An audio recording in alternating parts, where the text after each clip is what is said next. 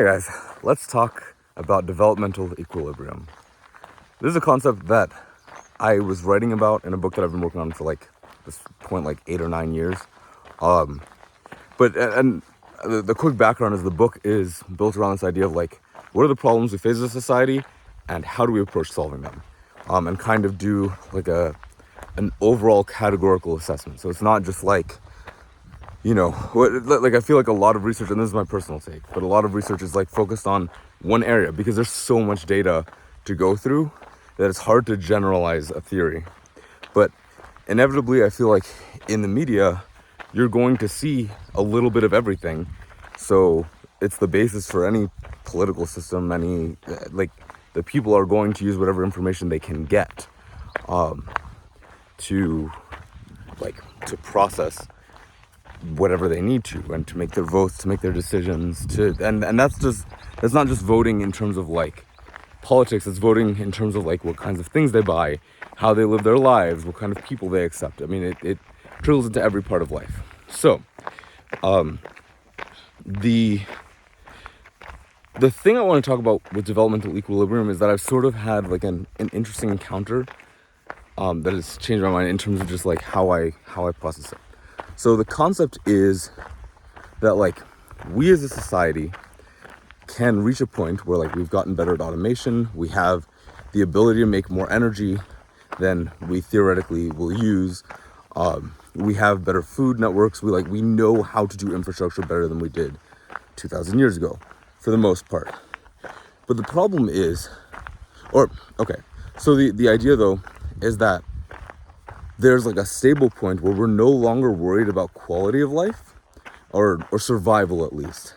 And now everything that's innovative is more focused on, well, what do we want to make? What do we want to do?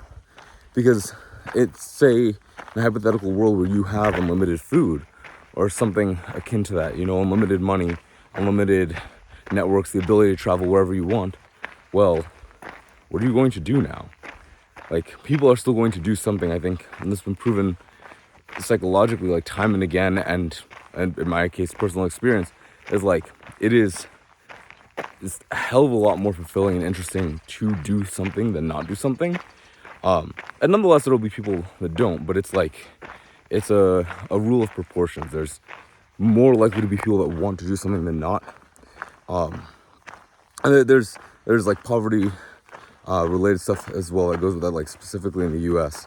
But to not create a tangent, the idea behind this is that we reach this stable point where we have all the technology that we need, and now we're only making technology that we want. And this says technology is it's not just electronics devices, it's not just factories and machines, it is the concepts, it's the ideas that we work with. It's how we uncover the basic human needs. How do we sustain ourselves? What do we eat, right? We can have all the food in the world, but if we figure out good diets, then it's less of an issue. So for a long time, I thought that this was possible. But I was why are we running into this weird issue where despite us kind of getting better at it, we're not, the general case is not changing. So that's an instance where, take for example, AI. It's something we've seen the last couple of years. It's taken off. Why is it that despite the ability to say using TensorFlow, for example, is a software that's been used by farmers to automate their agricultural system so that their machines can identify crops and cut them down carefully without needing migrant laborers or anything. And despite that, we're just running into the issue where instead of people being able to afford more because food is more easily accessible, you have wages being driven down relative to inflation. And you have you still have major food deserts in many parts of the world. And then in America, we have, I feel a very specific problem, which may come to plague a lot of other countries, which is that our food is terribly unhealthy, despite the fact that we both have enough food and are good at making food. And so it's part of it is the drive for economy. There's more value, at least I think from an American perspective, in like, there's more value in an economy that moves than a stagnant but like strong economy. And so we create new products that solve problems that were created by old new products. And we just sort of like ride this cycle forever. It was like, oh, you're not getting enough fruits and vegetables? Well, you also don't have time to eat because you're working more than you used to work. Let's just condense it all. You put in a smoothie. The smoothie is not fast enough for you to eat. How about a fruit bar? And every step of the way, we run into these new problems like, oh, well, now if it's going to be condensed, it needs something to congeal all of it. So now we need some potentially artificial item to congeal everything, like into a single bar, or what do you call it? Like, we need more preservatives. We want this to last longer. People want to buy milk that expires in 3 weeks, not in 1 week. So we'll do whatever we can to get there. And it's just cyclical, because then you wind up with, like, say in the case of dairy, right? You have potentially accelerated problems because there's like the RBST hormone that they treat cows with. And that then brings on, from what I understand, like earlier onset puberty and other health issues can happen. Again, not a doctor here, putting that disclaimer. But it's concepts like that where we create new problems by attempting to solve problems that are not really problems. And America, again, where most of my experience comes from, is terribly good at marketing. So much so that, like, it is, in a speech that I recently heard from a Nobel laureate, like, it is the thing that drove social media to take over our lives, and social media doesn't add value most of the time. And it's very clear to most of us that when you're on there, you're not like fully enjoying yourself. It's not a fulfilling activity. You're not actually staying in contact with people. You're like communicating through memes, like pre-made templates. You're lacking the ability to connect with people deeper. And additionally, then we have that issue of, well, we've created a network, so it's much easier to access people. But when you access more people, you get less out of each person. And again, it goes back to food. Faster food equals less nutritional value a lot of the time. So, all this to say, well, half of this to say, that part of the issue is we kind of inevitably make new problems. And that's always been true to an extent. Like, I was telling someone the other day about, like, when we discovered natural frequency. So natural frequency is like, objects typically like dampen themselves if they're shaking a lot. So it's like, if I shake something in water, the water is going to push against it. Same is true with air. But now take a propeller, and it turns out that when we accelerate the propeller really, really fast, it starts shaking, and it doesn't stop shaking because it's at its natural frequency. It's at the frequency where there's basically no damping, and it'll go out of control. Or relatively, I think it's more that the ability of it to shake is greater than the ability of it to dampen itself. So we had this weird issue where we started building faster and faster and faster planes, and all of a sudden, the engines exploded. And it wasn't like any other cause that we could really identify. Turns out, when you're accelerating the propellers, it passes through the natural frequency of the material of the propeller, and then the propeller starts shaking violently and explodes. Even though the material was strong enough for the force that was on it, the plane was strong enough that it was well designed. So it's like we run into new issues as we try to innovate further.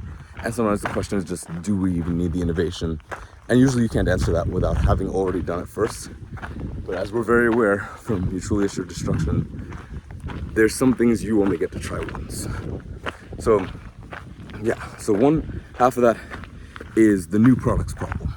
The other half is that side I was talking about with economics, where we value a moving economy. And as an aside to that, like, we take a look at people who work at like factory level jobs. If you looked at those same jobs 50 years ago, which, mind you, was in a different phase economically than where America is today. It was sort of in the, just on the verge of a developed nation, or like at the forefront of its developed period, rather than well past that point. So we don't have great, or we didn't, at least when I started learning about this, have great economic models for it. the idea there was that we had so much surplus because we were making more than we needed. Most things in the world were cheap, and much of American labor was cheap relative to the cost of living, or the cost of products rather. So what we saw over the next 50 years was that it became a lot more expensive to live. People that could work what was close to a minimum wage job 50 years ago and buy a house within a couple of years can barely afford rent. Many Americans, I think it's, okay, I'm not going to give a wrong statistic, but I know there's many Americans that like live paycheck to paycheck, and that shouldn't happen in a well-functioning economy, right? We're doing better. We're theoretically the strongest economic nation on earth. How is that happening? And how is it not happening in other countries at the same rates? So it kind of goes back to we create our own problems thing. Like, then we start hearing the idea that, oh, people who can't afford it are just lazy, or if you work harder, you could do it. But I think, if I'm not mistaken, if you work 2 full-time minimum wage jobs and you have a family of 5, you're still below the poverty line. I mean, it is ridiculous what is required. The proportion of our wealth that's like gone into housing versus what it used to be, into food versus what it used to be, into transportation. And it shouldn't be that hard. But there is like a trickle down effect in reverse going on here, where like, we rely on Chinese labor, we rely on Indonesian and Indian labor. And as those nations develop, we stop having access to low income labor, we stop having access to cheap parts. So everything gets more expensive and it comes back to us. As far as I can tell, there's very few cases in which you can build an economy that isn't reliant on something that is cheaper than it should be by basically getting it from somewhere else. Like, you have to cheat at the game by being ahead if you want to keep prices ahead of the value of goods when it comes to actually making them. So I feel like there's a lot to unpack there that's maybe for another time. But yeah, so that's essentially the other issue, is like the wages don't rise just because we have the ability to make more. And it's, to me, in part because there's less money circulating as a result of that, right? Say you replace every person in a factory with a robot. Robot's cheaper to run, but you've removed the money that was going into people, which were then being spent back in the economy. And suddenly that concept of like constantly moving economy gets backed up. It's like building a dam. So as with many things, like, we invented the aerosol can, we didn't know that it was going to create holes in the ozone. There's a lot of problems you can't see coming, but it does speak to the nature of like, we've had 2,000 years to perfect this. Far more, actually, no, several thousand years. But, we look at like Roman societies, Egyptian societies, their technologies that they had, like the ability to like plot where the planets were, relatively speaking, that then we kind of went through like a dark age of knowledge. I mean, many cultures did this at separate times, but then we had to come back to Copernicus to like actually cement the theory again. We look at like Roman art in the, basically in the BCs up until like 276 AD, and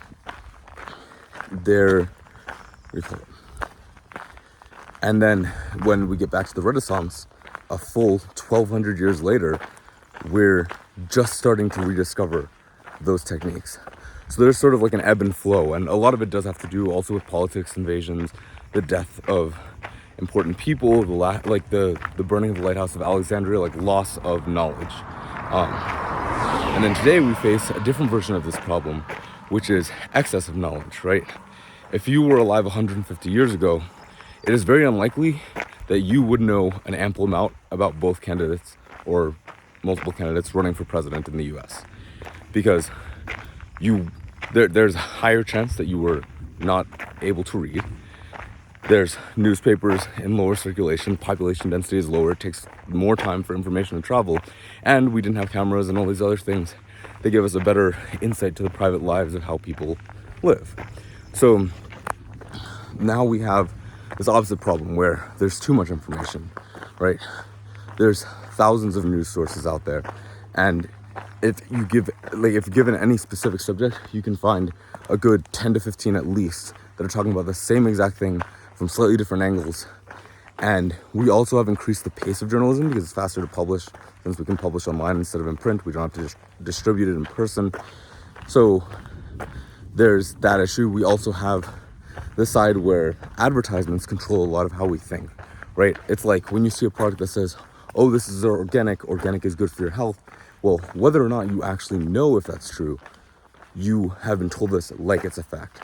And because we watch so many ads in any given day, or see ads and posters and vehicles, I mean, everything has a branding, it's hard to escape the way that influences how we think. We treat many of these things potentially like facts, and allowed to control our lives. And in that case, the advertisements win out because they're coming from something that generates some amount of profit that can then be spent on advertising, versus information is often generated from sources that are either making their income from showing you advertisements or from like government grants or school grants, in which case there's not a lot of funding going into the actual like research. So yeah, all of this is somewhat crippling. And I guess to me the nail in the coffin here was looking at the ability, but really with AI, ChatGPT I think was like the opening of the floodgate. And we'll see what happens. Honestly, kind of no clue. And I do want to touch on that more, like figure out sort of where things may go. We often see like predictions for how things unfold in science fiction, although they come off in weird ways. Like science fiction to me is often a social experiment to show you, here's the potential effect of this type of technology on this type of person. And then some of it comes true, some of it doesn't. But we've seen far too many AI uprising movies. Not for me to think that it'll happen, but for me to think it makes sense that the minute ChatGPT was like easily accessible, we just jumped on it. And so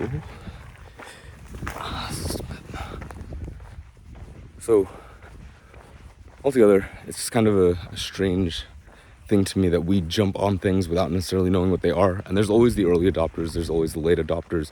Like, we've sort of figured out a psychological profile for how people work, how they adopt information, how they adopt products. But because it's getting sworn in so easily, since we've crossed that threshold where you can have AI customer service, we've had it for a few years, and like chatbots, we have the ability to recreate language models, we can create literature, we can create art. It brings into question, well, what are humans left to do? And then it's like, well, now we're edging closer to that ability of like, well, we can make everything. What do we actually want to do with our time? And what resources are we left to need? Like, well, we still need to produce food because we haven't figured out the food desert problem. But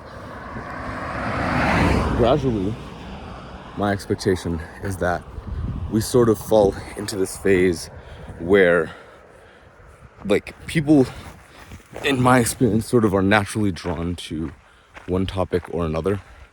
You know, you wind up with people spreading themselves across the economy. Teaching doesn't pay well in the US, people still do it.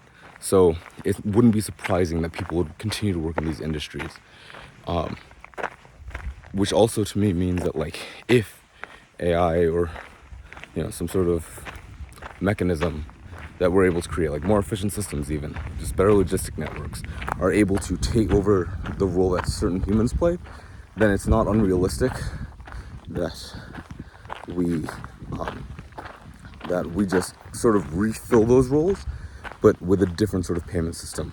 And so my expectation with this was basically that you sort of have this established baseline now where everything you could need is available potentially at like a base price, which is sort of how we're looking at was it like basic minimum wage, or not minimum wage, like basic cost of living.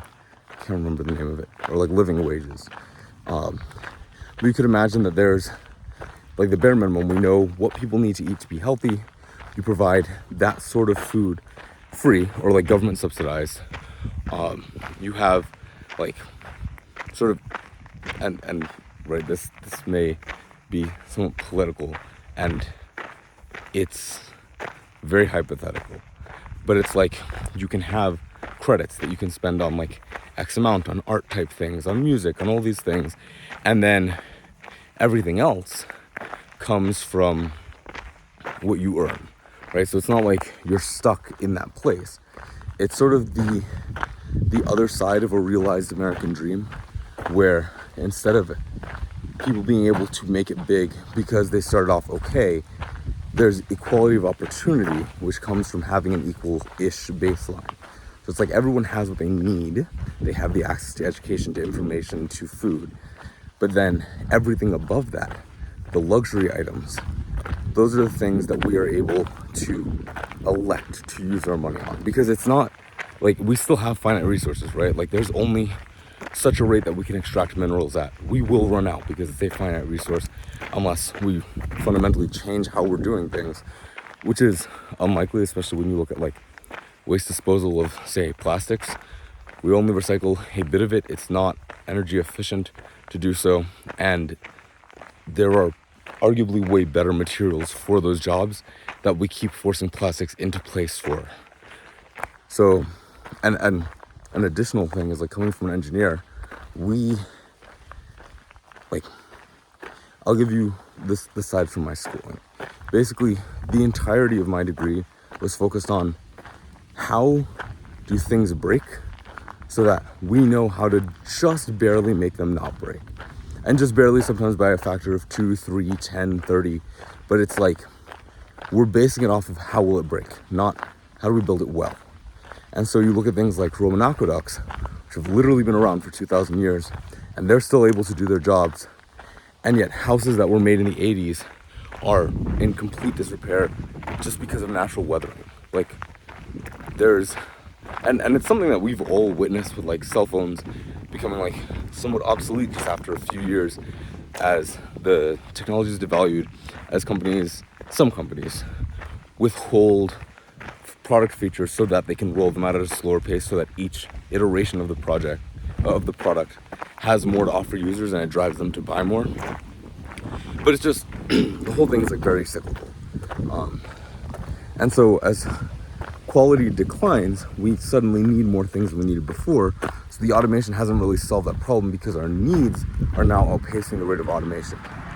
But I guess what had originally become an attempt at just a thesis and then a modification to the thesis has become more of just a discussion on a lot of related points to this topic, which I hope people will derive their own conclusions from. And that's a discussion I'd like to see in a comment section. I assume it's probably already on Reddit somewhere, but it's just like engagement with these ideas is how we get to the next place, rather than taking information as a statement that also implies a view. Like, you know, when you see some fact and it's automatically associated with like a political party, it's like, this is the way you vote if you want to solve this issue this way. Well, it's like, this is more of an idea of like taking a step back. It's like, okay, just throw as much knowledge as you possibly can at it, with the understanding that we're not certain how much of it is true and how much of it matters, and also how many of these things that we expect to work will actually work, and just sort of discourse it until we boil it down to something or many things that we can try and actually have a chance at success with, rather than beginning divided and ending even more divided, because inevitably there will still be division. It's just a matter of how we deal with it, how we approach working together. So every job pretty much that I've ever seen has a teamwork component, and society is arguably the biggest job that we do, so it should not be surprising that we have to discourse that way. But yeah, so I guess what I've tried to exhibit here is like, well, I think we could very much reach a point where we have everything we need, and then there are still the ability to get luxury items. People are still likely to continue making items that are interesting and unique, and we can still solve problems. It would establish a baseline where we can survive. And like, after thousands and thousands, hundreds of thousands of years, survival should not be the question. If there's something that we have theoretically advanced upon animals from, it's that we are able to plan ahead. We're able to make tools, so our lives should be easier in theory. And in some ways they are, but in many ways they are not as well as they should be. So, I mean, that's just sort of how this whole thing will break down, is we look at the cycles that have already happened and kind of extrapolate from that there's no significant reason that it wouldn't happen this way again if given the opportunity to 100 years, 200 years from now to make these advancements that we theoretically could make today and choose not to for one reason or another. It would not be surprising if it went down the same way with just a different color skin or a different flavor. I mean, history has that notion of repeating itself, and it's always more subtle than we think. Like, it's the personalities of leaders. It's not necessarily the policies they enact, because the policies that they are enacting, or the things that those policies relate to, did not exist in those other time periods. But the people, the concept of thinking a certain way, of being conservative or liberal, of being like communal or individualistic, of having versus having not, those concepts have existed essentially forever.